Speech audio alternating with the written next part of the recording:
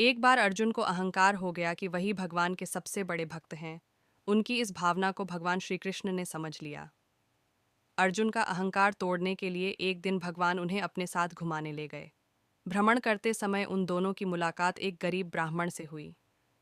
उस ब्राह्मण का व्यवहार थोड़ा विचित्र था। वह सूखी घास खा रहा था और उसकी कमर से एक तलवार लटक रही थी। अर्जुन हैरान हो गए। उन्होंने उस ब्राह्मण से पूछा, आप तो अहिंसा के पुजारी हैं, जीव हिंसा न हो इसलिए सूखी घास खाकर अपना गुजारा करते हैं, लेकिन फिर हिंसा का यह साधन तलवार आपके साथ क्यों है? यह प्रश्न सुनकर ब्राह्मण ने जवाब दिया, मैं कुछ लोगों को दंड देना चाहता हूँ। अर्जुन ने उत्सुक होकर फिर प्रश्न किया, हे महामना, आपके शत्रु कौन हैं? ब्राह्मण ने उत्तर दिया, मैं 4 लोगों को ढूंढ रहा हूँ जिन्होंने मेरे भगवान को परेशान किया है, ताकि उन्हें उनके कर्मों का दंड दे सकूं। अर्जुन ने फिर पूछा, वे 4 लोग कौन हैं? ब्राह्मण ने कहा, सबसे पहले तो मुझे नारद की तलाश है। नारद मेरे प्रभु को विश्राम नहीं करने देते, हमेशा भजन कीर्तन कर उन्हें जगाए रखते हैं। उसके बाद मैं द्रौपदी से भी अत्यंत नाराज हूँ।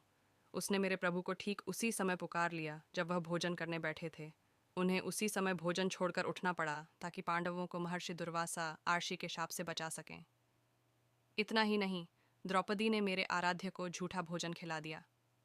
अर्जुन ने पूछा, आपका तीसरा शत्रु कौन है? ब्राह्मण ने उत्तर दिया, वह है हृदयहीन प्रहलाद।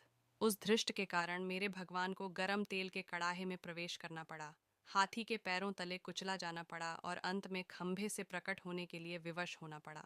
और मेरा चौथा शत्रु है अर्जुन। उसका दुस्साहस तो देखिए, उसने तो मेरे भगवान को अपना सारथी ही बना डाला। उसे भगवान की असुविधा का थोड़ा भी ध्यान नहीं रहा।